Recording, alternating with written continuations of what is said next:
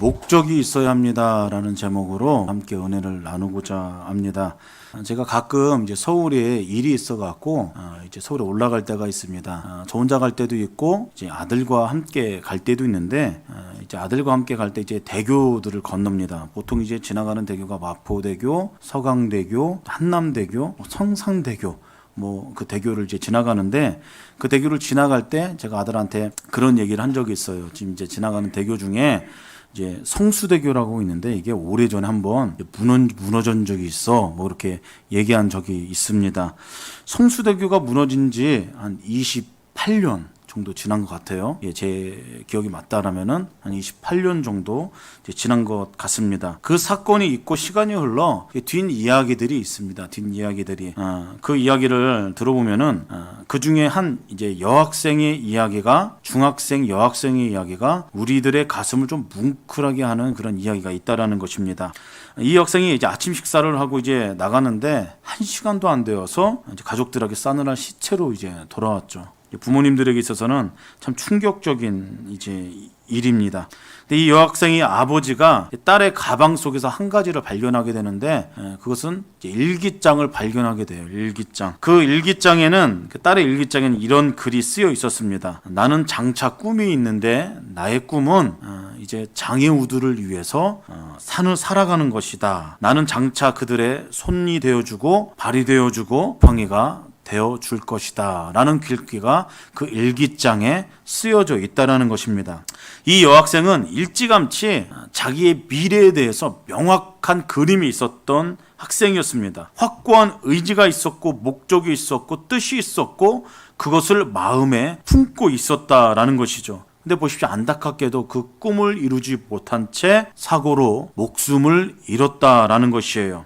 그런데 이 딸의 아버지는 그 딸의 일기장을 보고서 이 딸을 가상하게 생각합니다. 그래서 그 아버지가 했던 일이 있어요. 이 당시에 받았던 보상금 전액을 그 딸이 다니던 학교에 장학금으로 내놓았습니다. 그런데 그 장학금을 받아 공부한 아이들이 있을 거 아니에요? 그 아이들이 커서 여러 곳을 나가 직장 생활을 하는데 그 중에 몇몇 아이들이 장애우들을 돌보는 시설을 만들고 그 장애인 집의 정원에 이 여학생의 동상을 세우게 됐다라는 것이에요. 그래서 이 여학생은 죽어서도 그 마음에 품고 있었던 뜻과 목적을 이룰 수 있었다라는 것이죠.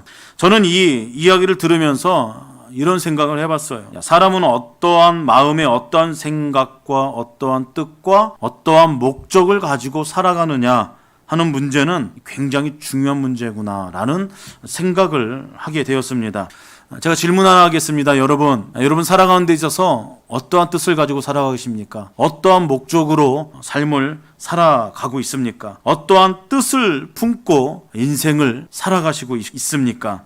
여러분, 뜻을 품는 것, 그건 우리가 할 일입니다. 근데 그 뜻을 성취하시고 목적을 이루시는 분은 우리가 아니라 하나님이란 사실을 우리들은 기억해야 된다는 것이에요. 하나님께서 세상을 지으셨습니다. 저와 여러분도 창조하셨어요. 근데 하나님께서는 인간을 창조하실 때 그냥 만드는 것이 아니라는 것입니다. 인간은 적어도 뜻을 품고 목적을 가지고 살아가도록 하나님께서 그렇게 창조하셨다라는 사실입니다. 하나님이 인간들에게, 저와 여러분들에게 시간이라는 걸 주셨어요. 시간이라는 거를. 근데 그 시간은 저마다 다릅니다. 어떤 사람에게는 50년 일하는 시간을 줄 수도 있고 또 어떤 사람에게는 70년, 80년, 90년 저마다 하나님께서 허락한 시간은 다 다르다라는 것이에요. 그런데 여러분, 하나님께서 우리에게 허락하신 그 시간을 어떻게 살아가느냐, 이것은 전적으로 우리가 해야 될 일인 거예요. 내가 해야 될 일. 그 시간을 어떻게 살아내느냐, 어떻게 운영하느냐에 따라서 우리들의 삶의 내용들이, 우리들의 모습들이 완전히 달라진다는 것입니다. 그래서 어떤 사람은 중년의 나이에 입지를 세웁니다. 세상을 위해서 선한 영향력을 흘리면서 살아가는 사람들 있습니다. 근데 어떤 사람들은 중년의 나이에 어느 역 근처에 노숙을 하고 있는 사람도 있다라는 것이에요. 삶의 목적을 이루면은 그렇게 삶이 혼돈되어져서 그렇게 나타나진다라는 것이에요. 여러분, 오늘 본문을 보면 여러분들이 잘 아는 이스라엘의 지도자 여호수아의 이야기가 나옵니다. 갑자기 모세가 죽지 않습니까? 그리고 모든 그 지휘권을 여호수아가 물려받습니다. 그리고 여호수아는 최선을 다해서 백성들을 이끕니다. 그리고 가나안 땅에 입성을 하게 되죠. 들어가서 땅을 분배를 합니다. 그리고 안정을 이루게 돼요. 그리고 여호수아도 마침내 그의 인생의 마지막 때가 가까이 왔을 때가 있다라는 것이에요. 그때 백성들에게 이렇게 고백하는 것이에요. 이제는 여호와를 경외하고 온전함과 진실함으로 그를 섬기라. 너희 조상들이 애굽에서 섬기던 신들을 잊어버리고 여호와만을 섬기라. 그렇게 다짐시키죠. 그리고 다시 한번 이렇게 재다짐시킵니다. 만일 여호와를 섬기는 것이 좋지 않게 생각되거든 다른 신들을 섬겨도 좋다. 너희들이 다 그런다 할지라도 오직 나와 내 집은 여호와만을 섬기겠노라. 그렇게 이야기했다라는 것이에요. 그때 이 여호수아의 믿음의 고백을 듣고 이스라엘 백성들이 무엇이라고 고백합니까? 무엇이라고 고백하냐면은 우리가 결단코 여호와를 버리고 다른 신들을 섬기지 않겠습니다. 우리 여호와는 우리를 여기까지 인도하신 하나님이시니 그러므로 우리도 여호와만을 섬기리니 그는 우리 하나님이십니다. 그렇게 고백했다라는 것이에요. 여러분, 이 마지막 대화에서 우리는 아주 분명하고 확실한 목적과 목표가 무엇인지를 우리 성경 말씀을 통해서 이 고백을 통해서 발견할 수 있다라는 것입니다. 얼마나 분명하고 확신이 있습니까? 사람이 살아가는 데는 이런 분명한 중심과 뚜렷한 목표가 굉장히 중요하다라는 것이에요. 그럼 그것이 신앙의 삶의 여정이라든지 일상생활이든지 우리의 삶의 자리에서 아주 분명하게 나타난다라는 것입니다. 그래서 우리는 살아가면서 적어도 신앙인으로서 적어도 네 가지 질문에 대답을 할 수가 있어야 돼요. 네 가지 질문에. 이 질문에 확실하게 대답할 수 있다라면은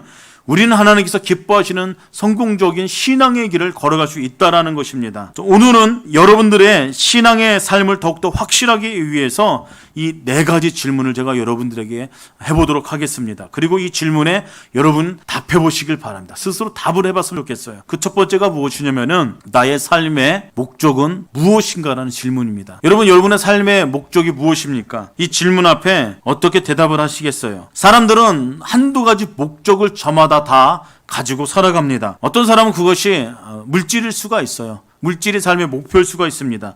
어떤 사람은 그 물질이 목표이고 그것을 위해서 달려가는 사람이 있다라는 것입니다. 이런 사람들은 물질에 대한 그런 신앙이 참 대단합니다. 그 물질 때문에 온갖 수단을 가리지 않고 그것을 위해서 달려간다라는 것이에요. 어떤 사람은 일에 매여 살아가죠. 눈만 뜨면 일만 합니다. 쉴 여유도 없어요. 일의 노예로 살아가요. 그래서 놀고 쉬는 사람들을 이제 뭐라고 막 지적하기도 합니다. 또 어떤 사람들에게는 취미가 삶의 목적일 수가 있어요. 이런 사람들은 그것에 집착합니다. 몰두합니다. 다른 것은 생각하지도 않는다라는 것이죠. 어떤 사람은 인생의 쾌락을 위해서 술과 도박과 성에 빠져서 살아가는 사람이 있어요. 그것에 도취되어 온 사람이 있어요. 그것에 미쳐 살아가는 사람이 있습니다. 그런 사람도 있다라는 것이에요. 오늘날 대부분의 사람들은 그것 중 어떤 하나를 목적 삼아 끊임없이 갈망하며 그것을 위해서 달려가면서 목적 삼아 살아간다는 것이에요. 말하자면 그것이 그 사람들의 신앙이 된다는 것입니다. 그것이 그 사람의 신앙이고 믿음이 된다는 것이에요. 하나님께서 사람을 창조하실 때는 빈 공간을 만들어 놨습니다. 그 빈 공간을 하나님으로 채워만이 사람은 사람답게 살 수 있도록 그렇게 만들어 놨어요. 그런데 그 빈 공간에 하나님으로 채우지 못한다라면은 분명히 사람은 다른 어떤 것으로 그것을 채우게 되어 있다는 것입니다. 그것이 하나님이 아닌 다른 것으로 대치를 하고 그것으로 만족을 누린다는 것이죠. 곧 그것이 신앙이고 믿음이 된다는 것이요. 곧 우상이 된다라는 이야기입니다. 그런데 우리 신앙인들은 그런 것에 목적을 두고 살아가기에는 너무 허전하다라는 것입니다. 왜요? 하나님이 우리 안에 계시기 때문이에요. 그래서 그것보다 더 고귀한, 흔들리지 않는 분명한 뜻과 목적이 우리 신앙의 여정 가운데에 있어야 된다는 것이에요. 역대하 14장 말씀에 아사왕이 그렇게 이야기하셨습니다. 삶의 중심을 하나님께 두라 라고 그렇게 고백했어요. 또 사도 바울은 에베소서 3장 말씀 가운데 이렇게 고백했습니다. 믿음으로 말미암아 그리스도께서 너희 마음에 계시게 하옵시며 너희가 사랑 가운데서 뿌리가 박히고 터가 굳어지게 하라 라고 이야기했어요. 오늘 본문에서는 여호수아가 무엇이라고 고백합니까? 오직 나와 내 집은 여호와만을 섬기겠다. 여러분 그렇게 고백하지 않습니까? 여러분 우리들의 삶의 목적을 하나님께 두면 우리는 우리 삶의 중심 가운데 항상 하나님께서 임재하여 주신다라는 것이에요. 임재하여 주신다. 여러분 그러면은 내 안에 계심을 어떻게 알 수 있겠습니까? 내가 하나님께 목적을 두고 하나님께서 목적을 둘 때 내 중심을 하나님께 드리기 시작했을 때에 내 온 마음을 하나님께 드리기 시작했을 때 여러분 그것을 어떻게 증명할 수 있겠습니까? 여러분 그건 다른 것이 아닙니다. 여러분 예배 생활을 통해서 그것을 증명할 수 있다는 사실을 기억하시길 바랍니다. 하나님이 내 중심의 안에와 들어와 계신다라면은 나타나는 증상이 하나 있어요. 현상이 그거는 내가 예배를 기뻐한다라는 것이에요. 내가 예배를 기다리는 사람이 된다라는 것입니다. 여러분 그렇지 않겠어요? 하나님이 내 중심에 와 계시지 않는다라면은 여러분 내가 예배를 소중히 여기지 않는다라는 것이에요. 예배를 경히 여길 수밖에 없다라는 것입니다. 여러분 예배를 소홀히 여기는 것, 나의 마음을 하나님께 두었다 하면서도 그렇게 고백하면서도 예배를 소중하게 여기지 않는 것, 여러분 그 뜻은 무엇이냐면은 내 인생의 중심에서 하나님이 뒷전으로 밀려났다라는 거예요. 뒷전으로. 그렇게 되면 내 마음 가운데는 온갖 잡념들로 가득 찰 것이고 그 인생은 목적을 잃은 채 방황하며 살게 된다라는 것이에요. 우리가 하나님께 목적을 두고 하나님의 임재를 경험하는 그 증거가 무엇이냐면은 나는 예배자라는 그것이 증거가 된다는 것이에요. 사랑하는 성도 여러분, 하나님께 마음을 두십시오. 그리고 예배자로 일평생을 살아가십시오. 하나님의 임재를 사모하십시오. 그럴 때 명확한 목적이 우리 인생 가운데에 날마다 내려지게 되는 귀한 시간이 예배를 통해서 경험케 될 것입니다. 두 번째 질문입니다. 두 번째 질문은 나는 어떠한 성품의 사람이 되어야 하는가는 그 질문이 우리 인생 가운데에 있어야 된다는 것이에요. 우리들이 예수님의 제자가 되려면은 여러분 예수님을 닮은 그런 성품의 소유자가 되어야 된다는 것입니다. 여러분 좋은 성품을 갖는 것, 두 가지 방법이 있어요. 첫 번째는 타고나는 방법입니다. 타고나는 방법. 이거는 축복입니다. 또 하나는 후천적으로 훈련해서 얻어지는 것이에요. 여러분 사람들은 훈련을 통해서 얼마든지 변화될 수 있다라는 것입니다. 노력하고 애쓰고 하나님께 내어 맡겨드리면은 나의 그 모든 부분이 달라질 수 있다라는 것이에요. 하나님은 우리들이 얼마나 많은 일을 하느냐 그것을 보시지 않습니다. 우리들이 어떠한 사람인가가 더 중요하다라는 것이에요. 전국에서는 세상에서 내가 어떠한 직업을 갖고 있었느냐 그것을 중요시 여기지 않고 내가 어떠한 사람으로 어떠한 성품으로 살았는가 이것을 훨씬 더 중시 여긴다라는 것이죠. 여러분 그래서 베드로서 1장 말씀 가운데 이렇게 고백했습니다. 이러므로 너희가 더욱 힘써 너희 믿음의 덕의 지식의 절제를, 절제의 인내를, 인내의 경건을, 경건의 형제 우애를, 형제 우애의 사랑을 공급하라 라고 그렇게 말씀하고 있습니다. 여러분 우리는 세상에서 얼마나 많은 돈을 벌었는가, 얼마나 출세를 했는가, 여러분 이것을 중요시 여깁니다. 근데 이것이 얼마나 꽤 괜찮은 사람인가의 기준이 될 수가 있어요. 근데 하나님 입장에서는 그렇지 않다는 것이에요. 하나님께서는 무엇을 보시냐면은 얼마나 예수 그리스도의 성품을 닮아가는 인생을 살아가고 있는가, 그것을 중요하게 여긴다라는 것입니다. 하나님 나라에서는 그것을 본다라는 것이에요. 그것을 따진다라는 것입니다.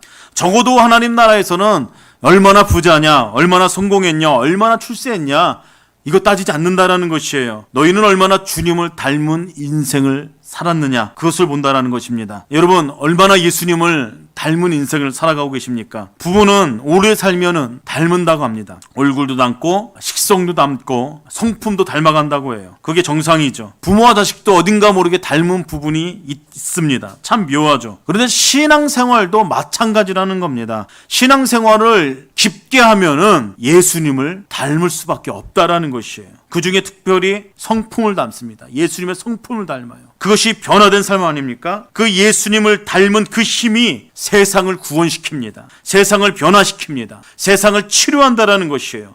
그리고 하나님의 뜻과 섭리를 세상 가운데에 펼칠 수 있게 된다라는 것입니다. 사랑하는 성도 여러분, 예수님을 따르는 인생 되십시오. 예수님을 그 성품을 또 신의 성품에 참여한 그런 거룩한 인생 되셔서 하나님의 뜻을 펼칠 만한 그런 거룩한 인생으로 여러분들의 삶의 여정을 이끌어 가시기를 예수 그리스도의 이름으로 축복합니다. 세 번째 질문은 내 삶을 어디에 투자해야 되는가? 이 질문에 대한 답이 있으셔야 된다는 것입니다. 여러분들의 삶은 어디에 투자하고 계십니까?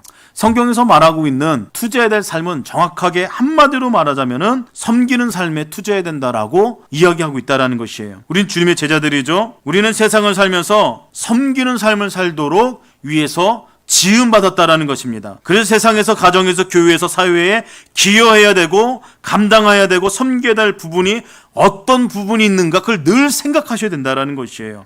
그래서 예수님은 너희가 나를 택한 것이 아니고 내가 너희를 택하여 세웠다라고 그렇게 말씀하셨어요. 그러면서 말씀하시기를 내가 너희를 택한 이유는 너희가 가서 열매를 많이 맺고 너희 열매가 항상 있게 하기 위해서였다라고 요한복음 15장 16절 말씀 가운데 우리 예수님께서 그렇게 말씀하셨다라는 것입니다. 여러분, 이것이 우리의 삶의 목적입니다. 그래서 우리는 늘 섬김의 삶을 살아야 된다는 것이에요. 그렇게 우리가 살아가기 시작할 때 세상은 변화되어진다는 것이에요. 그리고 하나님의 뜻을 이룰 수 있다는 것이죠.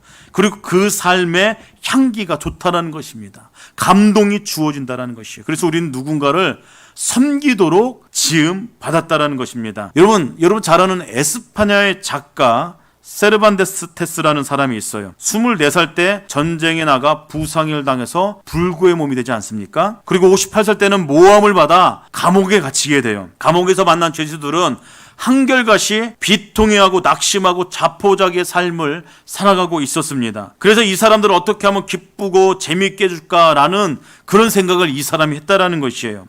세르반테스는 순전히 죄수들에게 소망을 주기를 원했어요. 그리고 기쁨을 주기를 원했어요. 그리고 글을 써 내려가기 시작합니다. 그래서 그 글이 무엇이냐면은 돈키호테라는 책이에요. 돈키호테라는 책.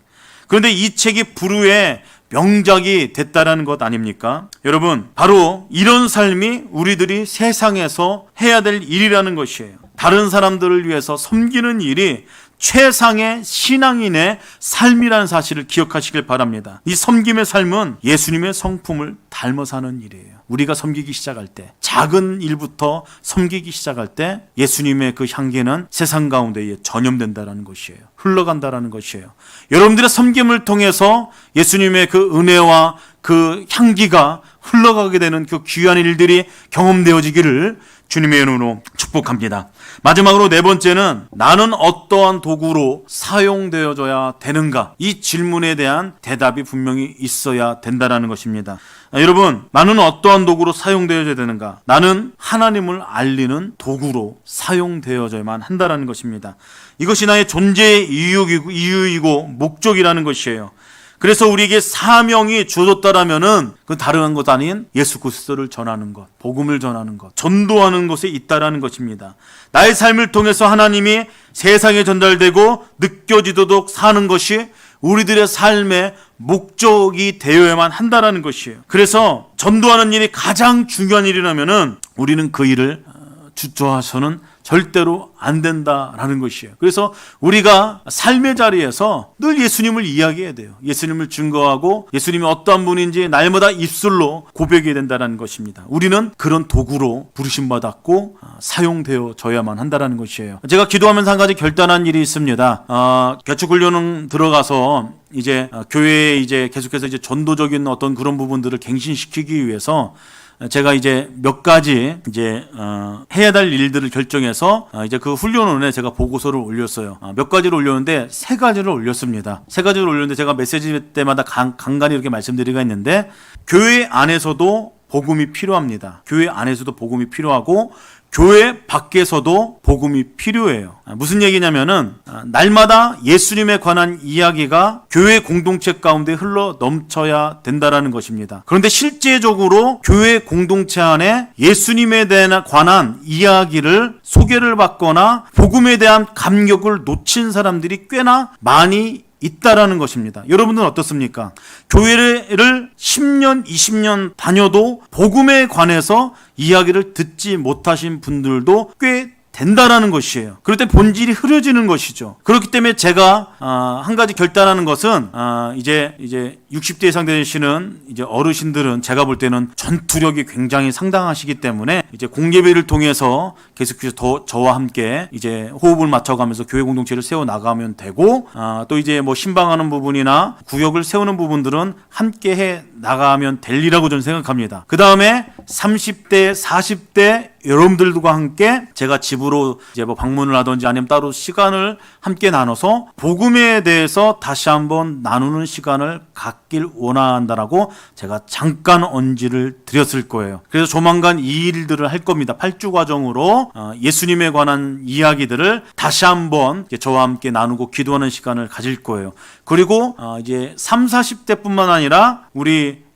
이제 다음 세대들과 함께 이제 지금 뭐 주일날로 제가 뭐 옮기든지 뭐 토요일날에 따로 모이게 할 건데, 했던 모임을 다시 재개하면서 이제 어떤 이제 악기나 아이들이 원하는 어떤 그런 필요에 따라서 그런 거 하는 것뿐만 아니라 함께 예수님에 대해서 나누고 복음을 전하는 그런 시간을 가지려고 해요. 근데 이거는 이미 교회 공동체 안으로 들어온 사람들을 향한 대상이고, 제가 한 가지 결단한 것이 있으면은 아직까지 예수 그리스도를 모르는 사람들을 향해서 어떻게 예수님에 대해서 소개하고 복음을 전할까에 대한 고민을 했어요. 두 가지 방법이 있습니다. 나가서 예수 전당 불신족 외치면 됩니다. 예수님에 대해서 그냥 불특정 다수들에게 가서 찾아가서 이야기하는 복음을 전하는 방법이 있어요. 물론 그것도 할 것입니다. 그런데 가장 좋은 복음 전도의 방법은 관계 전도입니다. 가장 가까운 사람들.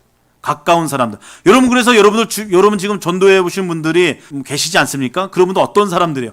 멀리 있는 사람들 모셔오지 않았습니다. 한 번이라도 관계성이 있으신 분들, 그런 분들에게 예수님을 소개하지 않았습니까? 함께 신앙생활하자 그렇게 권면하지 않았습니까? 저도 아직까지 관계하지 못한 그런 사람들과 이제 접촉을 해야겠다라는 생각을 들어서 제가 직장인 밴드에 오디션 봐서 들어갔습니다.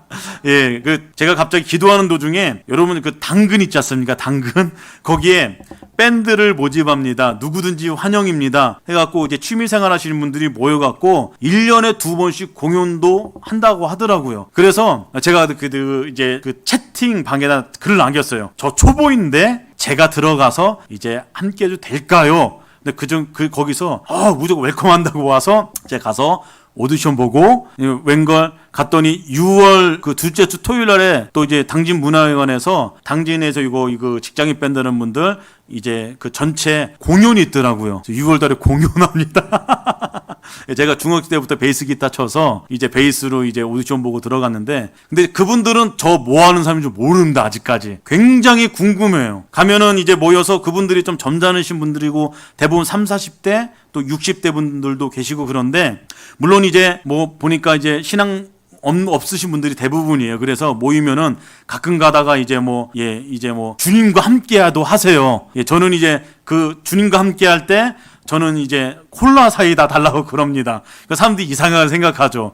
그리고 이제 합주를 하는데 일주일에 한 번씩 모여요. 근데 이제 저는 이제 주일 늦게나 되고 수요일 날은 절대 안 되고 이제 새벽에 안 되고, 그래서 이제 뭐 그런 얘기 하니까 이 사람 뭐 하는 사람인지 궁금해요, 굉장히. 그래서 제 목표가 있습니다. 때가 돼서 이제 친해지면은 그분들 교회로 모셔오는 거예요. 이제 모셔와서 혹시 압니까? 그분들이 찬양팀부터 섬기게 될지. 저는 진짜 그런 기대감이 있다는 거예요. 복음을 한 번도 들어보진 못한 사람들에게 관계성을 맺고 복음을 전하는 일. 근데 기도하면서 제 마음 가운데 그런 마음이 들어서 그렇게 제가 결단하고 그렇게 적용을 했다라는 거예요. 그래서 보고서도 그렇게 올렸어요. 제가 직장인 밴드에 이제 들어가서 그분들에게 복음을 전하려고 합니다. 교회 안에 대상으로 하는 것도 하겠지만 전혀 이제 비크리스찬, 복음을 듣지 못한 사람들에게도 제가 접근을 이제 그렇게 하겠습니다라고 그렇게. 그래서 오늘 본문에서 여호수아는 백성들에게 명령합니다. 너희는 오늘 선택하라. 너희는 이방 신을 쫓든지 아모리 족속의 신을 쫓든지 너희들 결정해라. 근데 나는 너희들이 어떻게 결정하던 간에 나와 내 집은 여호와만을, 하나님만을 섬기겠다, 그렇게 결정합니다. 여러분, 얼마나 확신 있는 고백입니까? 이런 확신 있는 고백이 여러분 전염되기 마련이에요. 전염되기. 큰 영향을 미칩니다. 죽어가는 사람도 살린다라는 것이에요. 흐리멍텅한 신앙도 확신 있는 신앙으로 만들어준다라는 것입니다. 그러니까 백성들이 그 여호수아의 결단 있는 목적 있는 뜻이 있는 그 믿음의 고백을 듣고 그렇게 대답하는 것이에요. 우리가 결단코 여호와를 버리고 다른 신을 섬기지 않겠습니다. 우리 여호와는 우리를 여기까지 인도하신 하나님이시니 그러므로 우리도 여호와 하나님 그분만을 섬기겠습니다. 그는 우리의 하나님이 되십니다. 그런 믿음의 고백을 이 이스라엘 백성들이 했다라는 것이에요. 여러분, 우리는 언젠가 우리에게 주어진 시간이 다 되면은 우리들의 인생을 끝나고 하나님의 부르심을 언젠가 받을 것입니다. 그리고 그 시간이 되면 참으로 엄숙해질 것이에요.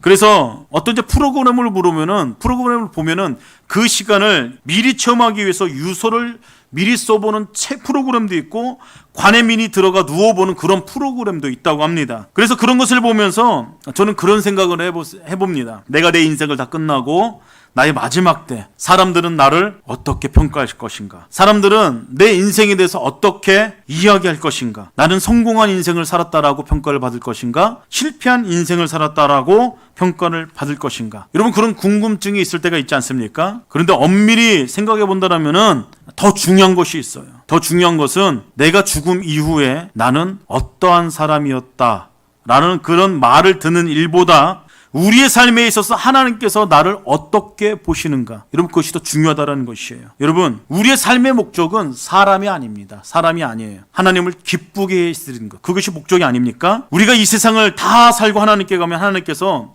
그런 질문들 하실 거예요. 누구누구야, 너는 예수 그리스도의 중심으로 살았느냐? 누구누구야, 너는 예수님의 성품을 닮으려고 그렇게 노력했느냐? 누구누구야, 너는 누구를 섬기는 일을 혹시 해보았니? 누구누구야, 예수님께서 분부하신 그 복음을, 그 메시지를 전해보려고 한번 노력해보았니? 누구누구야, 세상에서 누군가의 예수 그리스도의 사랑을 가지고 한번 사랑해보았니? 여러분, 이런 질문들은 반드시 하나님께서 우리에게 하신다라는 것이에요. 사람은 목표를 향해서 살아가는 존재입니다. 하나님께서 인간을 지을 때 그런 존재로 지셨다라는 것이에요. 그래서 바울은 나는 목표를, 표대를 향해서 달려간다라고 고백했어요. 여호수아는 나와 내 집은 여호와를 섬기겠다라고 그렇게 고백하지 않았습니까? 하나님께서 우리를 지으셨습니다. 창조하셨어요. 그리고 이 세상에 보내셨습니다. 그것은 목적을 가지고 살라고 우리를 보내신 것이에요. 그래서 우리는 목적 있는 삶을 살아야 됩니다. 그것이 그렇게 살아가는 것이 성도들의 삶이고 주님이 십자가에 죽으신 목적이기도 합니다. 오늘 4가지 질문 기억하면서 이 질문에 하나님께서 기뻐하시는 답을 해 나가고 그런 삶을 살아가시는 세움교회 교우 여러분들이 다 되기를 축복합니다.